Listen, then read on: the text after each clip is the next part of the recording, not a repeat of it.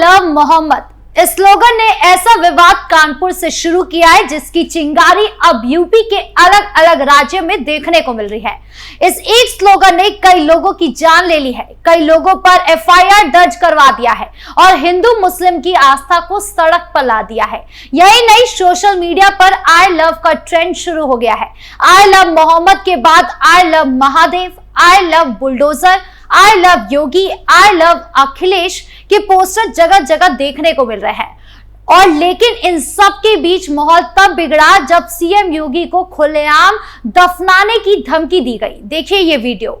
योगी का तगला, उस तगले को इतनी हिम्मत नहीं होती कि वो हुजूर सल्लल्लाहु अलैहि वसल्लम के शान में गुस्ताखी करे। मोहतरम सामने इकराम, मैं उस योगी को मदीना गांव शहर से मुस्तफा मस्जिद के सामने से ये चैलेंज करता हूँ कि अगर आए तगले तो तेरी अगर इतनी हिम्मत है तो तू मदीना गांव में आकर खाली सिर्फ और सिर्फ आका सल्लल्लाहु अलैहि वसल्लम के नाम के जो गुस्ताख है, जो गुस्ताखी का जो आई लव मोहम्मद के नाम पर जो आज बैनर लगा रहे हैं, अगर तू उन्हें अरेस्ट करेगा तो मैं कसम खुदा की मुस्तफा मस्जिद के सामने के उसे तकने को चैलेंज करता हूँ कि तू मस्जिद गांव से हमारे साल भैया के ढाबे तक भी तू नहीं पहुंच पाएगा कि तुझे उठाकर सीधा तुझे दफना दिया जाएगा।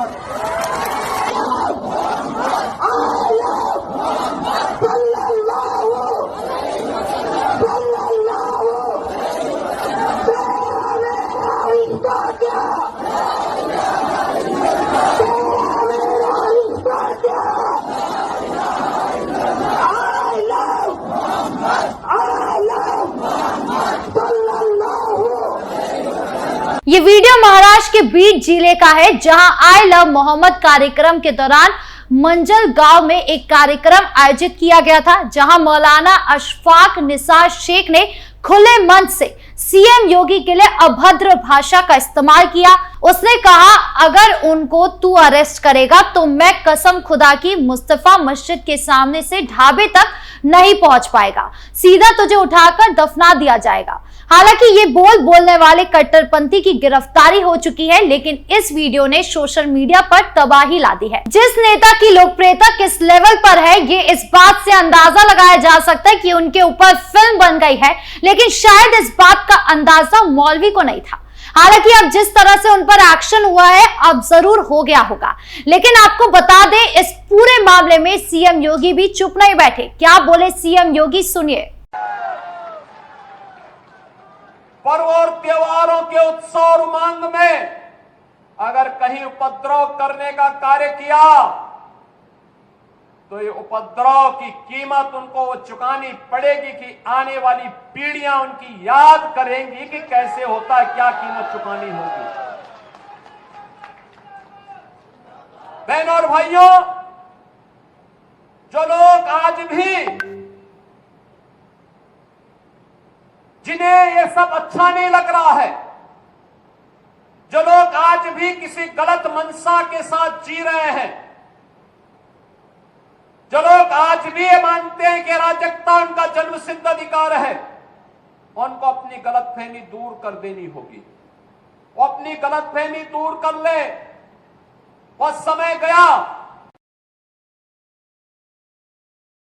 सरकार हुआ करती थी। मुख्यमंत्री ने एक कार्यक्रम में कहा, आपने देखा होगा कल बरेली के अंदर वो मौलाना भूल गया कि शासन किसका है। वो मानता था कि धमकी देंगे और हम जबरदस्ती जाम कर देंगे। हमने कहा जाम नहीं होगा, कर्फ्यू भी नहीं लगेगा, लेकिन कर्फ्यू का सबक तुम्हें ऐसा सिखा देंगे कि तुम्हारे आने वाली पीढ़ी दंगा करना भूल जाएगी। योगी ने आगे कहा, ये क्या तरीका है, आप सिस्टम को ब्लॉक करना चाहते हैं। 2017 से पहले यही होता था और हम कह सकते हैं कि 2017 के बाद हमने कर्फ्यू भी नहीं लगने दिया। वो जिस प्रकार की भाषा को समझते हैं, उस प्रकार की भाषा से उनको समझाकर उसे उसकी सजा दिलाने का काम भी किया। मुख्यमंत्री ने कहा, पर्व और त्योहारों के दौरान उत्पाद शुरू हो जाता है। अब उत्पादियों और उपद्रवियों को पता लगेगा, 7 पीढ़ियां याद आएंगी उनको, क्योंकि कभी कभी लोगों की बुरी आदतें जाती नहीं है। इसके लिए उनकी डेंटिंग पेंटिंग करवानी पड़ती है कायदे से, जिससे उनकी बुरी आदतों को हम ठीक कर सकें। सीएम योगी के इस बयान ने साफ कर दिया कि वो किसी भी तरह के उपद्रव को बर्दाश्त नहीं करेंगे। लेकिन ये विवाद अब सिर्फ सड़कों तक सीमित नहीं रहा, बल्कि ये एक ऐसी आग बन चुका है जो उत्तर प्रदेश के कोने कोने से लेकर देश के अलग अलग हिस्सों में फैल रही है। आई लव मोहम्मद के इस स्लोगन ने न सिर्फ धार्मिक भावनाओं को भड़काया, बल्कि हिंदू समुदाय के एक बड़े वर्ग को यह उकसावे का प्रयास लग रहा है। आइए इस पूरे मामले को और गहराई से समझते हैं, खासकर उन लोगों की नजर से जो इस स्लोगन के खिलाफ सड़कों पर उतर आए हैं और सोशल मीडिया पर अपनी आवाज बुलंद कर रहे हैं। ये सब शुरू हुआ था 4 सितंबर को कानपुर के रवातपुर में, जब बारात के जुलूस में आई लव मोहम्मद लिखे बैनर और लाइट बोर्ड लगाए गए। मुस्लिम समुदाय ने इसे अपनी आस्था और पैगंबर के प्रति प्यार जताने का तरीका बताया, लेकिन स्थानीय हिंदू संगठनों ने इसे नई परंपरा करार देते हुए विरोध जताया। उनका कहना था कि ये बैनर मिश्रित आबादी वाले इलाके में जानबूझकर लगाए गए हैं, जहां हिंदू त्योहारों जैसे रामनवमी और हनुमान जयंती धूमधाम से मनाए जाते हैं। हिंदू संगठनों ने आरोप लगाया कि ये स्लोगन सांप्रदायिक सद्भाव को बिगाड़ने की साजिश का हिस्सा है। विश्व हिंदू परिषद यानी वीएचपी और बजरंग दल जैसे संगठनों ने इसे प्रोवोकेटिव बताते हुए तुरंत कार्रवाई की मांग की।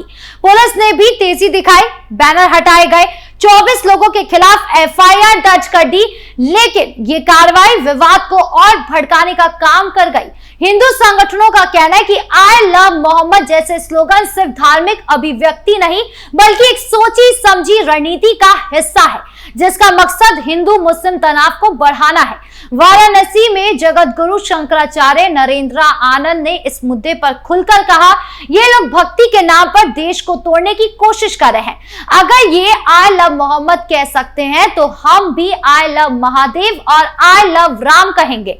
हिंदू संगठनों ने दावा किया कि आई लव मोहम्मद के पोस्टर लगाने वाले कुछ लोग हिंदू धार्मिक बैंडों को नुकसान पहुंचा रहे हैं। बरेली में एक घटना में हिंदू समुदाय ने आरोप लगाया कि उनके मंदिर के बाहर लगे जय श्री राम के बैनर फाड़े गए। बाराबंकी के फैजुलागंज गांव में भी आई लव मोहम्मद का बैनर फाड़े जाने की घटना ने तनाव बढ़ा दिया। इन घटनाओं ने हिंदू समुदाय के गुस्से को और हवा दी और कई जगहों पर जवाबी प्रदर्शन हुए।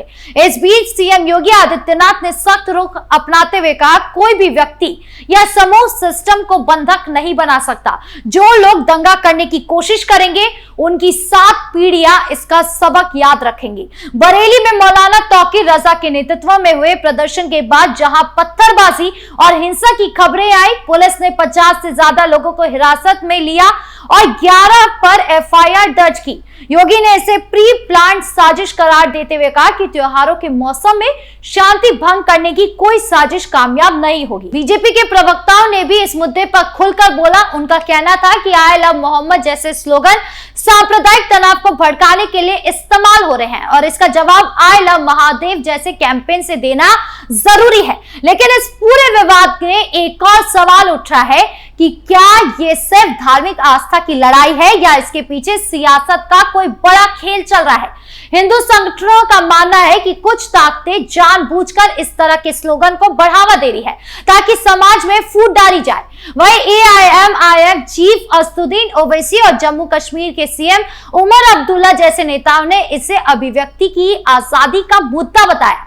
ओवैसी ने कहा कि अगर जय श्री राम कहना गलत नहीं है तो आई लव मोहम्मद से क्या बुराई है। इस बयान ने हिंदू संगठनों को और भड़का दिया, जिनका कहना है कि ये तुलना गलत है क्योंकि आई लव मोहम्मद कैंपेन को सांप्रदायिक रंग देने की कोशिश की जा रही है।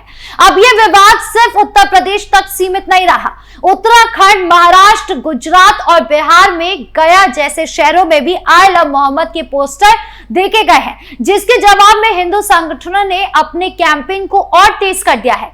बरेली में हुई हिंसा के बाद जहां 10 पुलिसकर्मी घायल हुए और कई गाड़ियों को नुकसान पहुंचा, पुलिस ने सख्ती बढ़ा दी। सोशल मीडिया पर निगरानी तेज कर दी गई और अफवाह फैलाने वालों के खिलाफ कार्रवाई की जा रही है। तो अब सवाल यह है कि क्या ये आई लव की जंग शांति का पैगाम बनकर खत्म होगी या फिर ये समाज को और बांट देगी। हिंदू संगठनों का कहना है कि वो अपनी आस्था की रक्षा के लिए आई लव महादेव जैसे कैंपेन को और जोर शोर से चलाएंगे, लेकिन वो शांति बनाए रखने की भी कोशिश करेंगे। दूसरी तरफ पुलिस और प्रशासन के सामने चुनौती है कि त्योहारों के इस मौसम में माहौल को शांत रखा जाए। क्या यह विवाद एक सबक बनेगा या फिर ये सांप्रदायिक तनाव का नया चेहरा बनकर उभरेगा? इस कहानी का अगला मोड़ क्या होगा, ये तो वक्त ही बताएगा। आपको क्या लगता है? कमेंट बॉक्स में जरूर बताएं। नमस्कार।